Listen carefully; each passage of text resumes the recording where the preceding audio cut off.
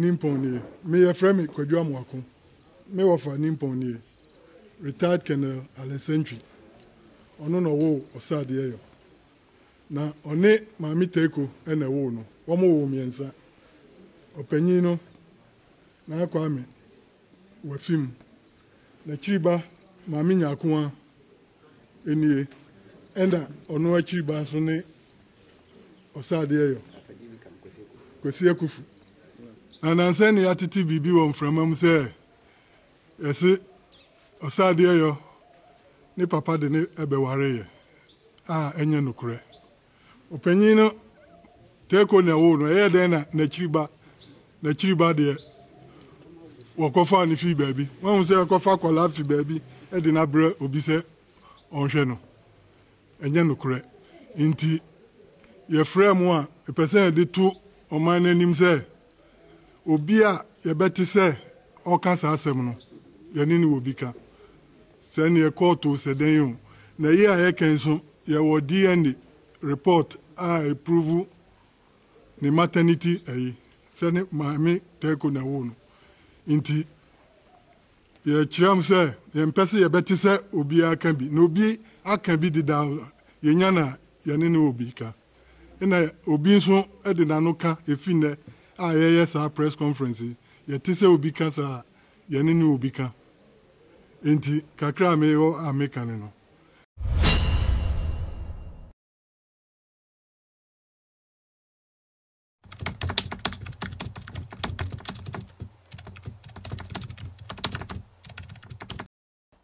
Abushafo yema makwa ba ha ADUMASA TV but more so subscribe jumedi no wa share jumedi nyina nso so amawuni a enya bi ahwe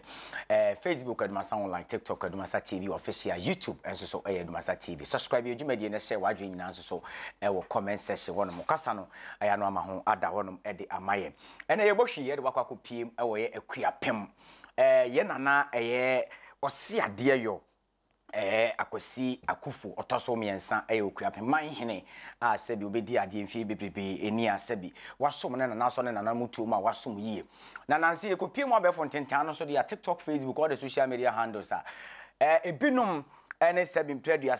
busua press omode ba abontini nyina ebebobo so ewa hanom ese ye nana wose ade yo kwasi akufu otoso miensa Akuapem Omanhene onye dehie nana no ba bekasa abusua ye nana ose ade yo kwasi akofo Akuapem Omanhene efirimu mebeka kira wo se Akuapem Akuapem a adehye busua no miensa ye wo sechiabia ye wo nkatia ene ye wo amobia abusua no adehye busua no miensa the three royal gates honom na obedi ade wo Akuapem Omanhene mu di ade se wo fasa adehye busua miensa we mu se wo mfiri miensa we mu a wodi ade wo Akuapem mu a enye yie na Akuapem abefo ntentan so de a mpanifo ne bi ene ebinum asabi ye hunu ba bi omufiri ese ye nana enye ade ase ebinum krase ye de ne ba be wale ye ama ne abusua asabi sachi abia royal family ye nana Akuapem Omanhene efiri mu no de sebi press release bi de mfoni atato de ababonten se omo ma wonen kese papa wono me nama bonten abefo ntentaso omo agiri omo kasa ana ye nana Akuapem Omanhene wonya wohene wodi ade enye yie wonya ade ase nana no ma be kasa nana no ho ane be kasa ye traditional council no mabusu apeni edin ene doctor Nana Obua Bisa Newman ono na akwa Akuapem traditional councilor abusua miensa we nyina no ono ena da wo ma no Sachiabia royal family abusua pani waba ababe kasa na wawesa ne nsem ni nyina edi agu wohene nana BS Opoku ene sebi mpreduasa nana no mu bi ekeka ho ma wonem wa ye bechew se abefo ntentan so se ba bi na wugina eka se ye mfoni bi na wutwa ekwan bi e befa so e bechew a ye wano be bi wano akase ye nana wo se ade ayo kwasi akofo toso miensa Akuapem Omanhene wonya de sie onfiri ade ase odi ade wo Akuapem mamu a enye yie no wo sa ni akro ne ye befa wo a ni date of birth ene ni DNA test ene de keka ho nyina wo be prove na se wan prove a nanam se menka nkere wo se de ena na Akuapem Omanhene wadane akekaboa ewo se wo ba bedware ne sanse magu no ho fi o aba fontentan no so ache yie ewo abra BS Opoku kasa no ohene na BS Opoku wono ena abusua pani doctor nana Obua Bisa Newman ewesa na nsem nyina edigu ne tachrama so wo de beto mpanifo ene nana no Akuapem man ene wiase nyina animu se wonom na eka nokore wonom na omode hye ene Akuapem Omanhene yenko ne yenkonko tie eye BS eye wo hene na BS Opoku abre abusuapani ede ne nsem ro ne mpaboa hye ne nsem ode beto dwa no yenko ne yenko tie mra ye ba ye de aka atoa so nimpon ni me ye frame Kwadwo Amuako me wo fa nimpon ni retired Colonel Alessandri ono no wo osade eyo na one maami teko ene wo no wo mo wo miensa opanyin no na Akuapem wa film na chiriba maami nyakoa enie enda ono achiriba so ne osade eyo kwesi akufu ananse ne atiti bibi wo mframam se ese osade eyo ni papa de ne ebeware ye enye nokure opanyin no teko na wo no den na chiriba de wakofa ni fi baby won se wakofa kola fi baby e de na bre obi se onhwe no enye nokure inti ye frame a person de to oman nanim se obi a ye beti se o kan sa asem no ye ni obi ka se ne court se den yo na ye a ye kan so ye wo DNA report a approve ni maternity se ne maami teko na wo no inti ye chiam se ye mpese ye beti se obi aka bi no obi aka bi di da ye nya na ye ne obi ka ina obi so e di na no ka efi ne a ye sa press conference ye ti se obi ka sa ye ne obi ka inti kakra me yo ameka ne no eye me wo fa one maami teko ene wo no inti se obi si enye nokura ono improve ese wo accuse no una wo prove inti so almost enye de ba no omonim ni maami a omomra me prove ye nde ye wo e bibia se DNA report na ese de ba e de beba manuasi ago nananom madawroma ene mpanyin ahia atiefu aritie ye nyinara me ameka say me dinde ohene na BS Opoku abusuapanyin Dr. Buobu Saneuman oye section abe abusuapanyin ono afentesu atomanum se ensema etwa wa abefu ntontanso ebiko TV so radio so social media sani ayen yenim sani ansam trafan enunti nene ya waha eneden say ebehwa eye obosuma ye wo mu de to sudu eye yenna a wo frɛ no obu ya boa ene nipa bi aka no ho de nsem bi a etwa ye funu mu nsem a eye nsem piti nsem a eni nyina so na nsem a akyerbresa wo Ghana ha nyina no ode tugwa na mpo nsem ni bi ne se maanu ye meduru se meka na nso ye se meka maanu tu ya so menemu na de kase mpo okan ya kokodu se odere kire se sebi aduasam lebo odafu odin na ma mamu so se eye ye nena na kwesi akufu atoso ya biesa oye ose ade ayo wo Akuapem mu sebi eye oye sebi ohoho na onka sachi abe abusua no na ne senti wore pepa na chikura afie abusua mu impo agya na oni audition we no sebi ayesa ne okoto ne fi baabi na ode na ba abusua nim na ne senti nene mpanyin ato ntesu atomanim se menhwe na menfa nyujo achembaguro deshi ayo hene naja ene na abusua menfa nyujo won kuma se enye sa na asab na tekura nti yere bekire ma asab ni musa ne yete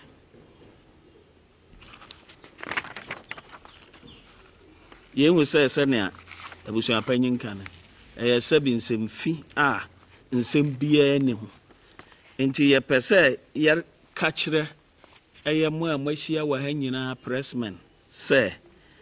no kware ba akukura eni ho a ewo asema a wokan nim na mmom odeshitaku a eye nenena ne ohime akua asachi abeya ne mfoni ni wa obi a pese wo hwe odeshi akua asachi abeya no a obidi obeyoku apehema no ono no wo odeshi a wafra ni Cecilia Ajele ya abusunya dutan no na mom eyi kakra ya twefim berinti ono no wo odeshi Cecilia Ajele a oye nenenanen na Cecilia Ajele nso wo odeshi taku wa ha oye moda anase na ma ose ade ayo kwasi akufu ene odeshi nyakwa sane awadi kan akase ne odikan na de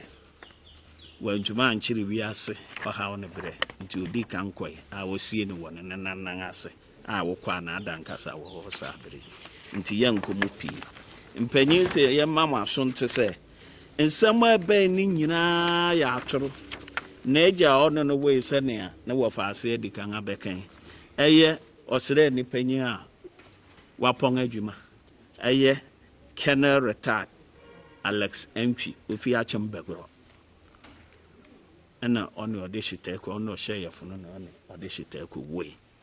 odeshi ane odeshi fefefa eno oti ofure gwaso ose ade ayop kwese ekufo ya yeboni din sa opanyin a meboni din ya na jey PNDC Bereson no ya na our friends regional minister American brofo no bi atas yo bron a half one or ya regional minister wo hono wo PNDC Bereso no wo ni odikan na to so de odeshi nyakwa a otimi ni faso he oti na je ni faso na afi oni odeshi kese wo me pese me de eye busuya dutan homa no be kire na wa frɛ na family tree na monso mahwebi ene wa he ebusuya sa na ebusuya panyin obu obi sense ne mfa ntoma ne o se ebusuya dutan no e wa ha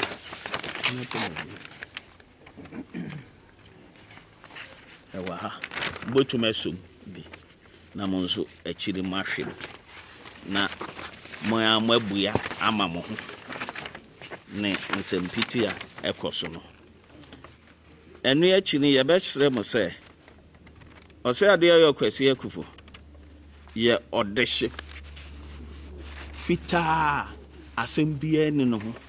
atoro bia ni no ho ɔyɛ ɔdehye prako kyerɛ sɛ asɛm biara ni ɔdehye kwadwo kɛse a ɔyɛ ɔsɛ ade ayo ne ayɛ pɛ sɛ masote enso ne sɛ ne amama mo family tree fi Dr. Bobisa ebusuya ne ho no na mom obiara wo se wo bedi atora na wo beka asem bi na kire say ne obroni kase the burden of truth eda wo so nti yare hye obiara na ano aka sa asem bi se waso ya bebere se nam na merepemu no ye jedi se wo frɛ no wo ba bi mra ano na ba bi ase ne ohene nagia wo fa ase aka no obetumi se ne oka na tra no obetuma be yi ano tra ana ho son na se wantumi anya saade ne dia ene ne yare ka kire mo se ohene ti se kurotu amansa nti se wo so betu nutuo dia na ne na se woto na to yere nkyam na mo wanto na to yere nkyam anson ni yi wanto na to yere nkyam dia odan akakaboya nti sa abire ohene adan akakaboya ne ye pese abusuya ne oman nyina so tinse wo begware ohene asran na wa kire ba bi asanse ma wo kan efi na wa no so enti abusuya wo bra BS wo hene na BS opoku kasa no ensama wo de tu dwa no na me yete ase no nananom nyina abonsam we nyina tofa na me de kakra me betena ha na me pese me ba be ka kire wo ne se me di kan ka kire wo se etu ahene ne esi ahene eba ne nkunyasem ne ye kan nkunyasem a won kan wo ne wayi wa no de afiri mu na se ye na ose ade yokwasi akufo toso miensa enye se bi odehia from 2015 ton ebebesi 2025 yen check distance na dem no almost 10 years ni esi there na fei e na ye ba betena ho e na mumpo amonam abefo ntenta so ye ho se bempreduasa press release ye conference ahodo e ka ho no etu ahene ne yesi ahene aye wo sachi abia royal family e wo Akuapem traditional council no mo ka ho bia na I don't know what you bisa mo youth titiru mem tam mabunasem mabunu mamoa ne mayo ewomu se ahensem ba beto ho no mo a yenhwe ne ehunu se one abusuapani wo hima wo kuro no so ono ne beyi ohene se wo hima ni kuro no so a yede ne kogya ase menim Akuapem na nanom Akuapem mama ne mama mere so ye nana wo hene na ekasa no ote ne kasa no mu asade akama mu na asantema me siyi ahene ni sa pepepe no mo so ye omo de eden wo honom ebinum so abotatu ebinum se sebimpreduasa wono won ka ho yede ne ba be waleye wono ane papa sebimpreduasa wo se ade yokwasi akufu na ba bia wo bia won kwaso wono ane papa wo chim no wo no aba hono ma ba be kasa eye opani Alex entwi wono ote hobi ne mame ensa wo mo no baako afirimu a sebimpanifo kasa ne kotie bae no baako afirimu aka mienu aka no eye wo a no wote hono no ene currently Akuapem manhene wo se ade yokwasi akufu otoso miensa wono ana sesi a waka abre omo kwa akopre akunwa no utie na nanom kasam a no omo ye enipa aduonu baako 21 ene ko eto omo kwa akopre akunwa wo mo so ne so no ebeka enipa num no so ye den ya omo nyina ntimi ma metena akunwa no so enti wo se yi baako pe ne ye de akunwa ne ma no ono na nanom nyina hwehwe mu no ekokọ ka kwadwo kese eye currently ye nana eye Akuapem manhene wo se ade yokwasi akufu otoso miensa sabra o media de ne fe de kwadwo kese e ka nipa 21 e kopra akonya no e so ne so be ka nipa nim no wono e na nanom tuo bo no se womla be so nanom tuo mu na won to asebimpreduasa ofori egwa kese e da Akuapem mu no wo metena so no won so ne nanom enti conference e kwaso press aye release no abontene ensem aye keka e na wonya hene ye de ne be ware ye no empanifo se ye ma waso nte se ye chiw se wo kasa ansem na ye nana Akuapem manhene wo se ade yokwasi akufu wo de ne DNA test beba de papa wo ba na de ne papa na ne maame ka ho sanse wo na wo kokase wo nya de hye odi ade enye yi nti se wo ba na de ne busuafo ka ho de toso mienu wo di fin aka Akuapem man ne Akuapem manhene nana wo se ade yokwasi akufu toso miensa ye chewa wo bedware no e ka e bebo de ho minim enti mabuna ye ne nanenam sebi Akuapem ne mantam ho no ma ye wo ye kira ye de ense ne mfata no yenko adesibusua miensa no woni yenko bisa wo mo se Akuapem manhene sebi mpreduasa ne maame wei ne papa wei abusua panim aye doctor nana obu obisa Newman omo so yenko ne nase ne yenko bisa mpani fo se ye pa ebe hunu nti ne chekere boa enti ye kwai nana no ne ye kwa abusua pani wo ana ye ko adese abusua miensa sachi abia enkatia ne ama obia abusua ho a yebehu sampara oka ho anase wonka ho nananom bobo abusua dua nyina no ne nyina yekotie eyedai ede bae entimu amo ne nam Akuapem mantamu wo a wo de wo so watu kwan wo so hye Ghana to ba bia wo de ho asi adade de nyina fa afo a abefo ntenta so na wo di Akuapem traditional council nananom e wo honom na wo bu omanimutia no mo se ye nka nkire so ye kyewa nana adane akekaboa opo bia chinawe no na akekaboa no nso so no se bimpreduasa wa ye be kyew se wo kasa asem no ye se de bia de otwa nto on e prove why de asem ato so no wo na da ne de nyina wo be prove nti ye kyew se wo kasa ya ye ba ye se fa ne die ne test bra ne birth set ne maame ne papa ko pe na busuafo bra abusua ye na firi mu ne ba be kasa ye no ADUMASA TV, Facebook ADUMASA online, YouTube ADUMASA TV, TikTok ADUMASA TV official. Akuapem traditional council na dey free ho by na ADUMASA TV de ba be som wo no medin e de aduana de se bedi akon wadwenkyere nyina be fa comment section wo no kasa no wada roma aya na wa ma ho ate e de amaye okai bede yenim se na nanom so mu tie yen yakra mo